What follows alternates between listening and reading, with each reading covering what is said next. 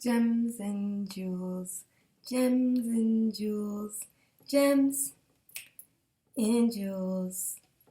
Hi, everybody. It's me, Saafyr, your favorite crystal gem, dropping jewels on your crown. And I'm here with another video for you. And this is surrounded by just speaking lightly on a few topics, which is one, police brutality. I want to go light about it. I am really tired, but I made a commitment. I've been procrastinating, and I'm here to make sure I get it done. So police brutality.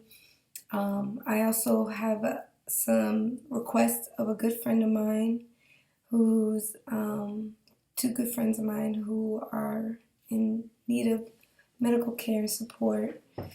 And just a reminder to check out my other videos. I will work more frequently on posting my performances, my dance videos.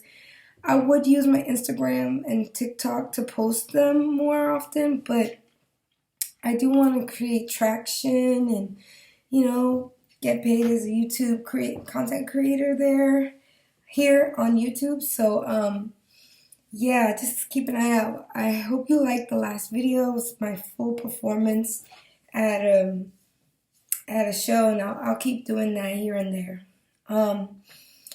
So right now I'm gonna talk about my good friends Indica Loud, and London Customs, Charlies. The Charlies that I love so dearly, they have blessed me with their hands on my body. They've tattooed my neck, my back, my stomach, and they have been just my family. They become my family. Recently, London Customs has made the decision to take his life to the next chapter and go to California.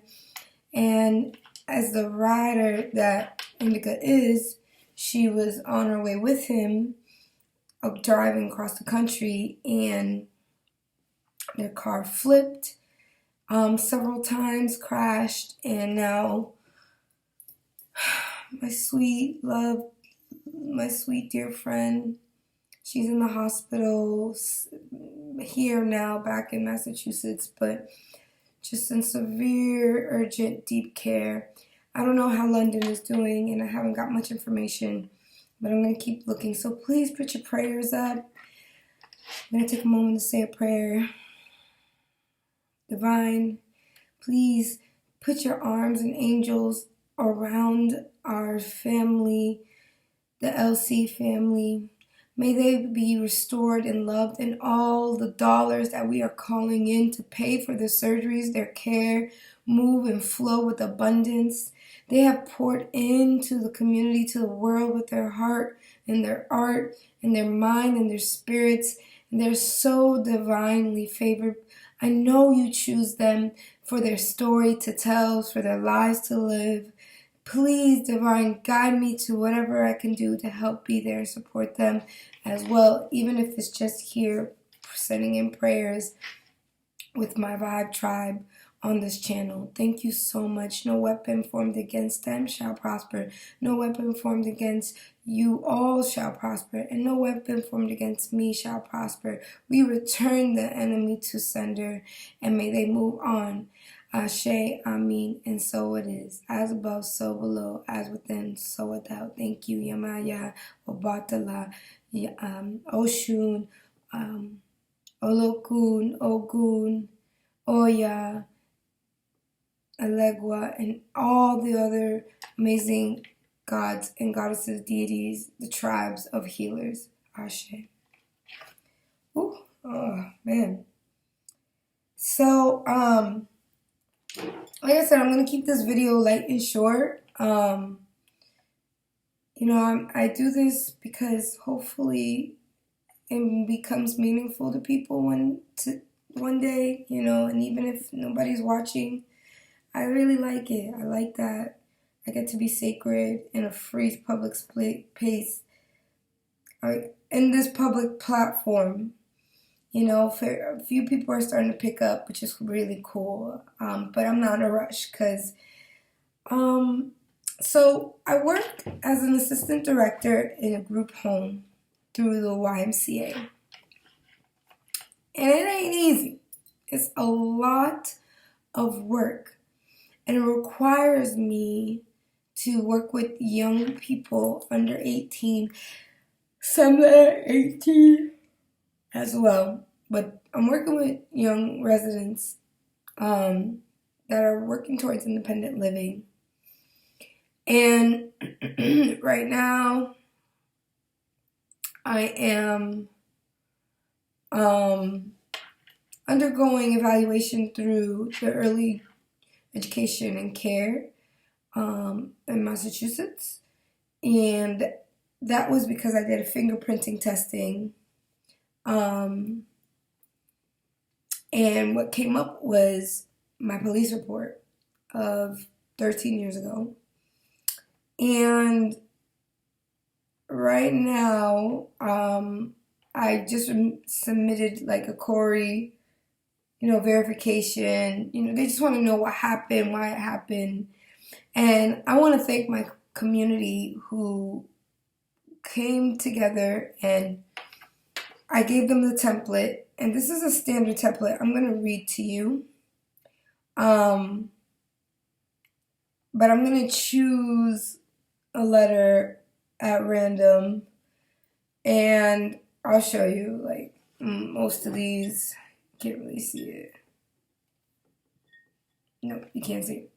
But I have, quite a few. So I'm just going to randomly click. And this one is pretty much a template weaved in with a good friend of mine who wrote it. And her voice a little bit more.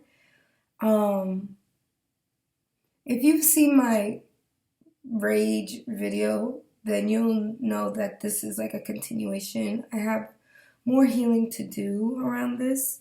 I've contacted Shannon Friesen, a judge for the Boston Supreme Court, seeking for help and support because she's a queer, she's a black lesbian judge, and I see myself as her in another alternate universe. I have friends who supported that are black, white, Latino, mixed, all of that. So, my community is very fluid, and I'm so honored and grateful for all of your support. So, with my incident, I will read this letter. It will explain a little bit, and then maybe I'll come back and follow up. Because right now I'm really exhausted and I'm pushing my capacity right now. But like I said, I have a commitment, and I'm just going to follow through because it's hard to talk about. It's hard to remember and relive, but I am healing, and I'm grateful. So this letter was written by a good friend of mine, Melissa Redwin. And yes, here it goes. To whom this may concern, my name is Mel Redwin, and I have written this letter on behalf of Noemi Paz and her capacity to provide excellent quality care and guidance for youth. I am aware that she was arrested in 2010 and affirmed that Noemi Paz was not at fault, that the officers unnecessarily escalated the scene, and that there were multiple violations of her rights during that incident. I have known Noemi Paz since 2015, and I've watched her hold trauma-informed creative spaces for survivors of trauma through her work at Survivor Theater Project as a workshop facilitator, performing artist, and directing staff member. I know Noemi to be a champion of young people. I've witnessed her advise, protect, encourage, and guide many young people over the years. Noemi has worked with youth as a Boston public school educator, as a director for Beantown Society, a role where she empowered children out of gang violence and into arts and community service. Noemi has also worked as a site director with the YMCA of East Boston after-school programs in the past. Noemi understands how trauma presents in young people, resists punitive measures, and has a strong understanding of how therapeutic, healing, and care-based approaches are the only approaches to consider. I believe Noemi Paz is a great match for the Old Colony Y as a assistant director of a group home with children under 18. I strongly believe she qualifies as safe to work with children because of her respect for youth, her empathy and wisdom, and her long-time experience in holding their complex identities and stories. I believe Noemi Paz is an important asset and resource to your community and has already begun to change the lives of the children you serve with the short amount of time of being hired. If there are any more questions or concerns, please contact me. Thank you for your attention. And so, I just disclosed some really, important information. But this letter really speaks for itself. Like I said, I'm going to keep this video light so I can, put it up, post it, go to bed because I'm tired. But just know that I stand by this. And I think I'm going to get my emotional justice from my community before I'll get it from this officer, because clearly this is 13 years later. I don't even know where he's at, if he's even still alive, who knows. But I will say that it could have been me. The night I was playing soccer with my friends, the night that I called this one particular officer an asshole for calling us all types of dirty names, screaming at us and won't let us leave because he was just being a fucking dickhead. Yes, I said it all. That night was a night that really helped change my life and helped me to become the strong woman I am today. And I know I'm living and surviving in honor of Sandra Bland, Breonna Taylor, all the women and black women and black men, Emmett Till, George Floyd, Michael Brown. I mean, we can go on and on. I am alive to walk the purpose as an indigo child, to assert the authority of true healing and true liberation. As a radical healer, I radically accept that this has happened to me. An officer put his hands on me, threw me around, slammed me on the ground. He summoned a bunch of other officers to sit there and laugh at me, mock me, and make me feel small. I said I was going to stop, but I clearly can't stop right now. They said, "You're locked up. They won't let you out," as he threw me in the paddy wagon and slammed the door in my face. All of the anger, the rage, all of the negative energy came flying through me, and I felt my temple being overtaken by the enemy, the devil. And I will not tolerate sitting in this pain anymore. So I know I'm at this job, in this community, in this work, to help the other children that are going through sexual abuse, police brutality, abandonment, traumas upon traumas upon traumas. I am going to live my purpose. And as I record this video, I hope and pray that I can look back at this another 13 years later, really happy that I told my story. I was standing up for my brothers. A group of us, I was the only black girl, and there was a bunch of us black men, black boys, black kids. I mean, we were in college, I was about 22, still a kid, I'm 32 now, so I'm definitely still a little bit of a kid and a grown-ass woman. But at that time, my boys, most of them had been in and out of jail, had been street kids. Most of us I mean, wasn't living anywhere else but on campus. And when I saw those officers came, I had a bag of weed on me, and I just didn't want to get them in trouble. I stepped up as their sister, as the black woman savior complex, and they stepped in too. They jumped in and helped me, look up and see that I wasn't alone as they were getting arrested and assaulted by the officers as well. However, there was footage. There was a recording. And my brothers let me down. They refused to stand up in court with me, understandably so. They didn't think they were going to win. I did. And now I know I'm winning. Not in spite of them not standing up for me, because they didn't have to. But I'm winning because I stood up for myself and for them, and I'm still standing up for more and more people. I have now the awareness that that's just who I am. I'm going to stand up for you, even when you don't stand up for yourself. But I will not stand up for abuse. I will not stand up for white privilege, white fragility. I will not stand up for discrimination, assault, and anything negative. I will not stand up for it. I will stand against it with both arms up, ready to fucking fight. And I did that. So when he listed all those things on me, resisting arrest, actually that wasn't even in my original template. I break that down. Disturbing the peace, resisting arrest,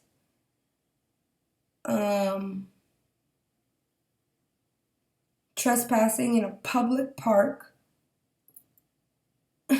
no gates. It was a type of public park where it's in the middle of the city road of Boston, and assault with a deadly weapon, which was my hands.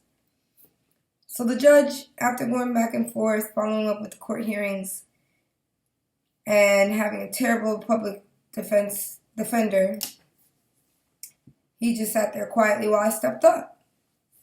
And I told the court I wasn't going to stand for probation. I wasn't going to write an apology letter.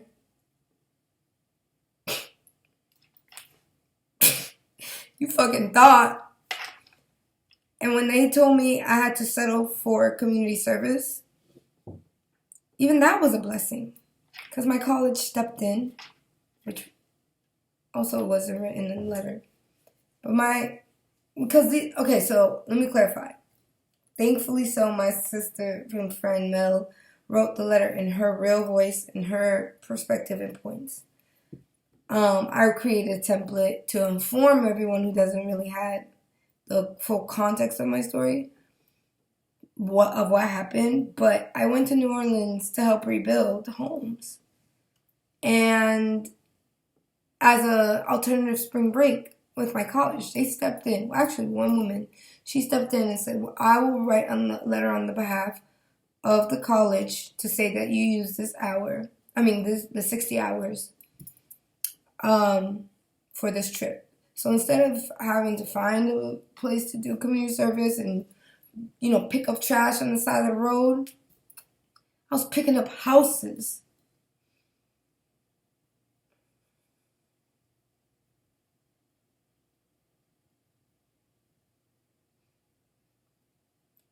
I'm still picking up houses. I deserve to be in this job. Even days where I feel like I don't want to be here. I don't want to sit here and see these kids suffer. But when I walk in the door, every day goes by and I can see that they see me in my eyes, that I want them to thrive. That I am trying to teach my blueprint to thrive. And I couldn't do it without my good friends, without my family, and without God. I couldn't be here without God. God wants me to do what I need to do to live out this purpose. I'm on an assignment right now. And I'm not going to let the FBI or my background check or any of the things that deem me as a fit citizen of the community.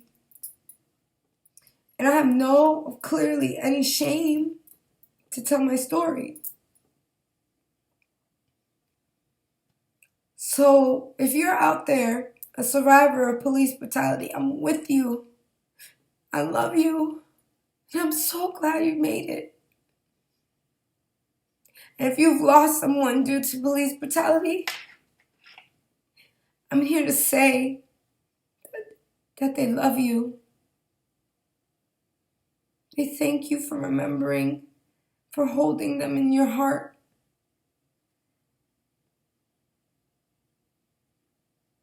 We are here, family. We're not going anywhere because your tribe is here.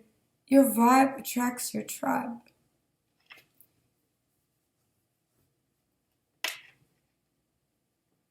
Right now, my vibe is very spiritual, very earth spiritual. Walking across invisible lines that we call states and countries on a very real earth. My earth. I am earth. I am a walking altar. No weapon formed against me shall prosper. I am chosen, and so are you. You're watching this video because you are chosen, Indigo child. Tell your story. Don't wait till you're dead. And don't expect anyone to tell your story for you. Live your story for us to tell.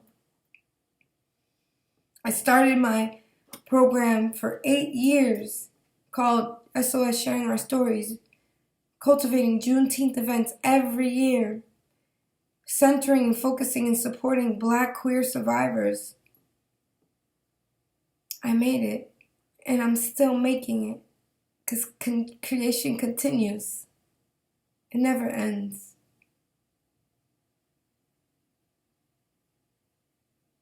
So on that note, please check out the links below.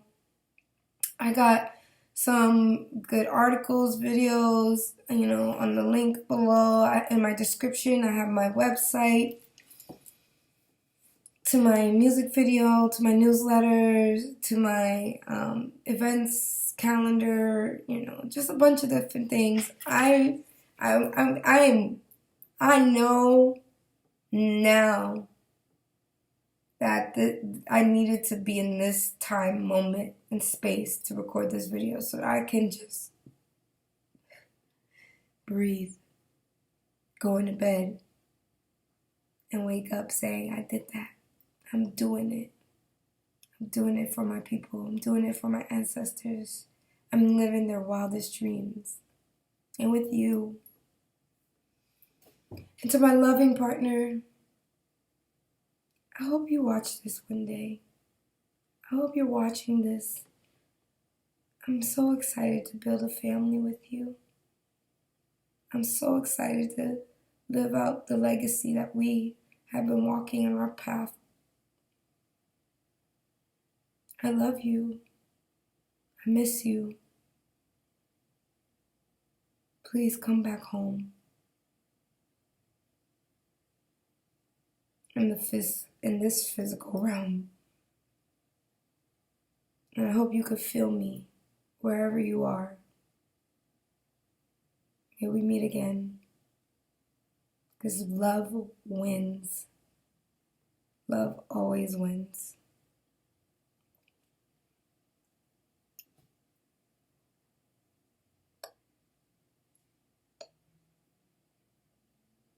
The light in me sees the light in you. Namaste.